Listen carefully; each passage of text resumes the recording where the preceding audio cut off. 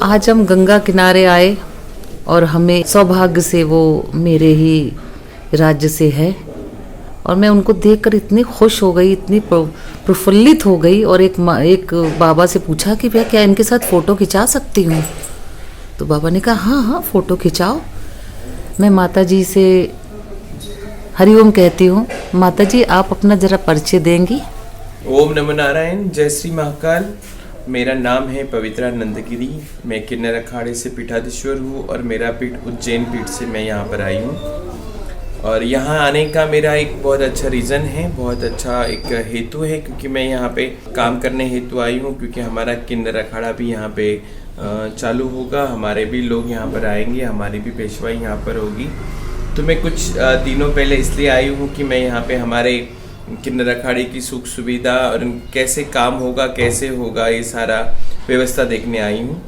और मैं हूँ महाराष्ट्र से, अमरावती से, और मेरा जन्म है ये महाराष्ट्र के अमरावती डिस्ट्रिक्ट के छोटे से गांव में हुआ है। और मैं एक किसान की बेटी हूँ और हम 9 भाई बहन हैं। मेरे पापा मम्मी सभी लोग हम सब साथ में रहते हैं। और मेरा एजुकेशन जो है मैं बीएससी नर्सिंग हूँ नागपुर मेडिकल कॉलेज से, और मैं सोशल वर्क करती हूँ और साथ में मेरे जैसे लोगों के लिए, मेरे कम्युनिटी के लिए मैं काम करती हूँ। मैं एनजीओ भी चलाती हूँ महाराष्ट्र अमरावती में। माता जी आपको साध्वी बनने की प्रेरणा कहाँ से मिली? साध्वी तो मैं पैदा होते ही थी, सन्यासी पैदा होते हैं क्योंकि किन्नर रूप देवता में आते हैं जी। और जैसे मैं बचपन से बड़ी होती गई तो कहीं ना कहीं मुझे लगता था कि मैं मेरे घर वालों से, मेरे भाई बहनों से सबसे अलग हूँ। मेरा एजुकेशन खत्म हुआ, उसके बाद मुझे लगा कि मुझे खुद के लिए कुछ करना चाहिए। जो मेरी जेंडर आईडी है वो मुझे अपने आप को बाहर लाना चाहिए, समाज में दिखाना चाहिए। तो इसी तौर पे मैंने अच्छा एजुकेशन की और मैं बाहर आई हूँ जी। और साथ में मैं अपने लोगों के लिए काम करना शुरू कर दी, तो अपने आप मेरे समाज का रिस्पांस मुझे मिलने लगा। अब तक तो हम कहीं छुपे हुए थे समाज में जी। किन्नर ये शब्द ये सभी जगह पे है, लेकिन उसको उच्चारने के लिए, बोलने के लिए हमारे समाज में, हमारे संस्कृति में कहीं ना कहीं इनको दबाया जा चुका था। और हम सनातनी हैं, मैं तो महाराष्ट्रीयन ब्राह्मण की बेटी हूँ जी। और मैं सनातनी हूँ। और जैसे जैसे बड़ी होती गई तो बहुत बार मौके आए कि मंदिर जाने में प्रॉब्लम है जी। या धर्म का काम करने में प्रॉब्लम है जी। तो लेकिन 2013 में जब हमारी सरकार ने हमें 3rd जेंडर का उपाधि दिया है, मेल फीमेल और 3rd, उसके बाद कहीं ना कहीं लगा कि हम इसी देश के हैं, इसी गांव के हैं, इसी शहर के हैं और इसी गलियों में खेले कूदे हैं।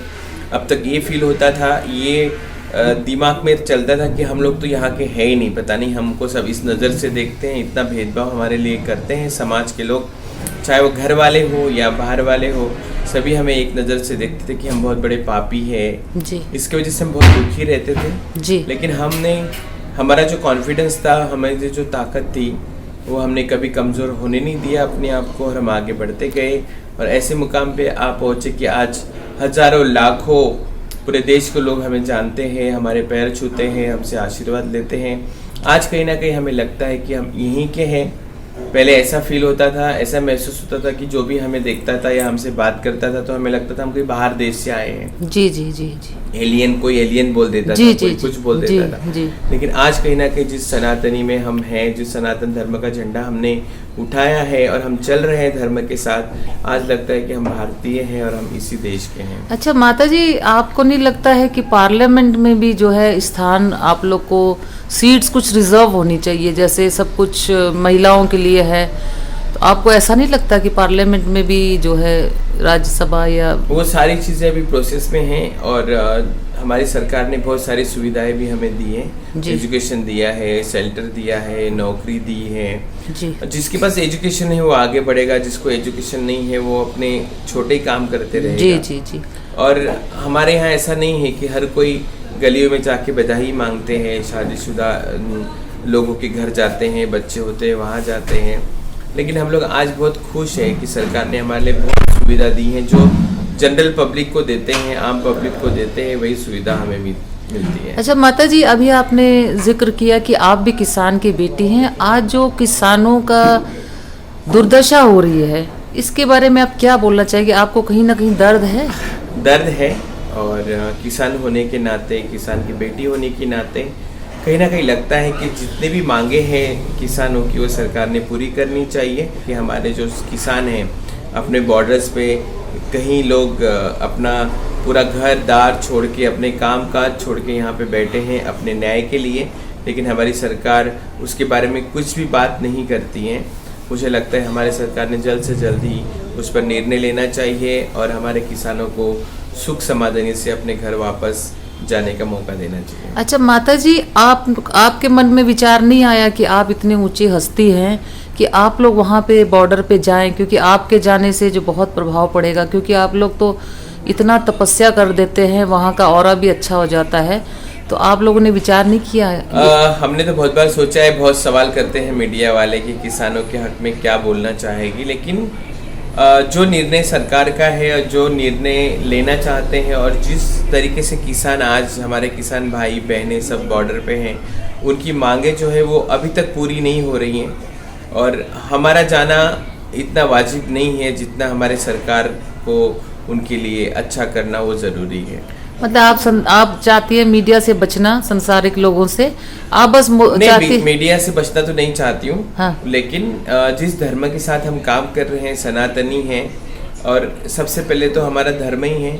जो धर्म आगे बढ़ेगा तो सारा देश सुखी रहेगा, शांति रहेगी, क्योंकि धर्म की वजह से ही देश चलता है। ये तो चीज़ है कि हमें पॉलिटिकल व्यू में अगर हम जाते हैं तो सारी बातें होती हैं, विपक्ष आते हैं, सारी चीज़ें होती है, लेकिन हम इतना उचित नहीं समझते हैं उन बातों को, क्योंकि पहले हमारा धर्म है, पहले हमारा काम है, और जो हो रहा है हमारे देश में वो बहुत गलत हो रहा है। जल्द से जल्द उसका निर्णय सरकार ने लेना चाहिए। जैसे राम जी ने, जब राम जी वनवास जा रहे थे तो जब सारी प्रजा राम जी को छोड़ने जब गई थी तो राम जी जब जाते टाइम सबको बोले कि सारे स्त्री पुरुष आप लोग वापस लौट जाइए, और लेकिन हमारे जो किन्नर लोग थे वो वहीं 14 साल वहीं पे रहे, तट पे रहे। जब राम जी 14 साल बाद जब वापस आए तो वहाँ पे हमारे किन्नरों को पूछा गया था कि आप लोग क्यों नहीं गए जी। जैसे हमने बोला था कि नहीं, आपने तो स्त्री और पुरुष को ही जाने को बोला था, इसलिए सब वो लोग चले गए और हम लोग आपका इंतज़ार यहाँ करते बैठे। तब जाके राम जी ने हमें आशीर्वाद दिया था कि कलयुग में आप लोगों का उद्धार होगा, आपको पूजा जाएगा, आपको माना जाएगा। तो वैसे ही हमारे राम जी का हुआ। इतने सालों तक हमारे राम जी टेंट पे रहे, लेकिन आज इस कलयुग में, इस सनातन धर्मी में आज हमारे राम जी अपनी जगह पहुंच गए हैं, अपने घर वापस आ गए। वैसे ही हम किन्नर भी आज हमारे घर में आए हैं, हमारे देश में वापस आए हैं, हमारे गलियों में हम खेलते हैं, बैठते हैं, सबसे प्यार से बातें करते हैं। और स्टार्ट जो हमारा सनातनी धर्म है जिसमें हमने हमारा किन्नर अखाड़ा शुरू किया है, वो हमारे लोगों के लिए किया है। हमारे जो किन्नर है, जो बेचारे गलियों में, गलियारों में रहते थे, आज वो कहीं ना कहीं सर उठा के जीते हैं, उनको उतना ही प्रतिसाद मिलता है, उतना ही अच्छा लोग उनको इस नज़र से देखते हैं। क्योंकि आज तक तो ऐसा था कि अगर आशीर्वाद चाहिए तो किन्नर चाहिए, अगर किन्नर को काम चाहिए तो काम कोई देने को तैयार नहीं। लेकिन आज का जो स्थिति है हमारा, हम बहुत अच्छे से हैं, हम सही हैं, और हम राम राज्य के राज में जैसे थे वैसे आज हम कलयुग में हमारा राज कर रहे हैं। अच्छा माता जी, आपको अपना साध्वी बनने की प्रेरणा कहाँ से मिली? साध्वी बनने की प्रेरणा कहीं से मिली नहीं, ये हमारा आत्मविश्वास था। क्योंकि जब हमें थर्ड जेंडर का जब उपाधि मिला है हमारे गवर्नमेंट से, हमारे सरकार से, तभी हमें लगा कि हम आज तक सनातनी नहीं थे। सनातनी होने के बाद भी, हिंदू के बच्चे होने के बाद भी हम हमारी भगवानों को पूजा नहीं कर पाते थे, हम मंदिर नहीं जा पाते थे। लेकिन आज हमें कहीं ना कहीं उतनी हिम्मत आ गई है, जब हम इस देश के हैं तो हम हमारे धर्म के लिए क्यों ना लड़े। साध्वी तो हम पैदा ही होते ही थे, क्योंकि हम किन्नर सन्यासी होते हैं। तो आज हम उपदेवता में हैं, पहले से उपदेवता में हैं, लेकिन हमारी संस्कृति ने हमें कहीं ना कहीं दफना दिया था। लेकिन आज हम बहुत खुश है कि हम अपने समाज के साथ काम कर रहे हैं। अच्छा, तो आप जो है अब आगे जो अपने समाज के लोग हैं उनको क्या शिक्षा देना चाहेंगे? जैसे हमारा किन्नर अखाड़ा है, हमने आने वाले समाज के लिए ये काम अच्छा किया है कि हमारे बच्चे सनातनी हैं, सनातनी रहें, अच्छा एजुकेशन ले, उनके माँ बाप उनको घर से बाहर ना निकाले, अपने बच्चों को साथ में रखे, उनको पढ़ाए लिखाए, उनको अपने पैरों पे खड़ा करे। ऐसे कोई एनजीओ माता जी आपने तैयार की है किन्नर समाज के लिए, पढ़ाने के लिए बच्चों को? बहुत सारी ऐसी हमारी संस्थाएं हैं, देश में काम करती हैं। थोड़ा हमें बता देंगे ताकि हम लोग आगे भी लोगों को बता सके किस किस प्रदेश या महाराष्ट्र में है, एमपी में है। महाराष्ट्र में माता जी कहाँ पे है? नागपुर है, अमरावती है, मुंबई जैसे शहर में है। अच्छा जी। और हम लोग सभी संस्थाएं हमारे लोगों के लिए काम कर रहे हैं कि उनको अच्छा एजुकेशन मिले, अच्छी नौकरियां मिले और पढ़ लिख के वो अपने पैरों पर। और यूपी में कहाँ पे है माता जी? यूपी में इलाहाबाद है, लखनऊ है। अच्छा जी, ठीक है। अच्छा, दूसरा, आपके घर में कोई साध्वी नहीं, कोई इस रास्ते पे, कोई भगवान के रास्ते पे या सन्यास के रास्ते? मेरे घर में ऐसे कोई व्यक्ति नहीं थे, सब अपने जॉब वगैरह में बने थे, सब अपने काम करते हैं, खेती बाड़ी करते हैं। और मुझे बचपन से ही मेरे में वो चीज थी, वो गुण थे जी जी, लेकिन मुझे मौका नहीं मिल रहा था। लेकिन जब मुझे सही में मौका तब मिला 2013 में, जब मैं इस देश की मानी गई, इस घर की मानी गई, उसी माँ बाप की बच्चा मानी गई। उस वक्त मुझे लगा कि अच्छा, मुझे अपने लिए काम माता जी धीरे से पहले सीढ़ी चढ़ते चढ़ते महामंडलेश्वर बनना तो बहुत लंबी यात्रा है। तो आपको जो है कितनी चुनौती, पहले सबसे तो पहले ये पूछना चाहेंगे कि कितने समय लगा, क्योंकि गुरु ने परीक्षा तो ली होगी, कितनी परीक्षाओं से, कितनी साधना करके आज इस पदवी पे आप पहुंची? बचपन से तो परेशानी थी जी। नहीं, साध्वी लाइन में आपको कितने समय लगे? अपने नहीं थे, वो भी अपने दूर हो गए थे, लेकिन हमें इतनी तो खुद के लिए इतनी ताकत हिम्मत थी कि हम आगे चल के अच्छा करेंगे। 2015 में हमने किन्नर अखाड़ा स्थापित किया जी, और हम उनकी नींव हैं। हम लोग एक पहले मीटिंग से लेके साथ में हैं कि हमें सनातन से जुड़ना है। और आज मैं उज्जैन की पीठाधीश्वर रही हूँ। अभी मैं इस कुंभ में मेरा पट्टाभिषेक होने वाला है कि मैं महामंडलेश्वर बनूं। और ये सारी उपाधि पहुंचने तक बहुत कष्ट झेलने पड़े, बहुत लोगों के वार झेलने पड़े, लेकिन आज कहीं ना कहीं हम खुश हैं कि हम अपने साथ, अपने लोगों के साथ, अपने सनातनी के साथ हैं। तो माता जी कितना लंबा सफर हो गया इस लाइन में, शुरुआत से अब तक कितने साल आपने दिए? मैंने दिए हैं, मेरे साल के 21 साल मैंने जीवन के दिए हैं और मैं काम कर रही हूँ। ठीक है, तो अब आप मतलब खुश हैं कहीं ना कहीं कि मैं एकदम खुश हूँ, मैं बहुत हैप्पी हूँ। मेरी फैमिली भी आज जो मुझसे दूर हो गई थी वो मेरे पास है। मैं फैमिली में जाती हूँ, आती हूँ, उनके साथ रहती हूँ। मेरे रिश्तेदार, मेरे गांव के लोग, मेरे आसपास के पड़ोसी लोग सभी मुझसे हैप्पी हैं। आज मुझे बहुत खुशी मिलती है कि मेरे घर वाले भी मेरे पैर छूते हैं। मेरे अड़ोस पड़ोस जिस टाइम मुझे घृणा करते थे वो भी आज मेरे आगे पीछे होते हैं।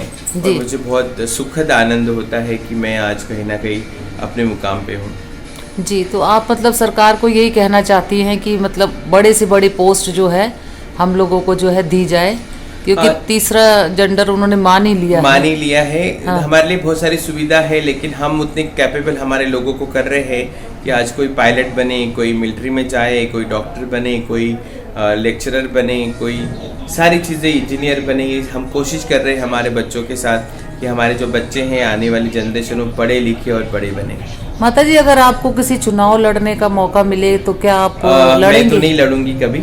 अच्छा, अगर राज्यसभा में भेज दिया गया तो क्या जाएंगी? मैं कभी नहीं जाऊंगी। क्यों? मेरे कलीग्स हैं, वो जाएंगे जिनको लगेगा पॉलिटिक्स में जाना है।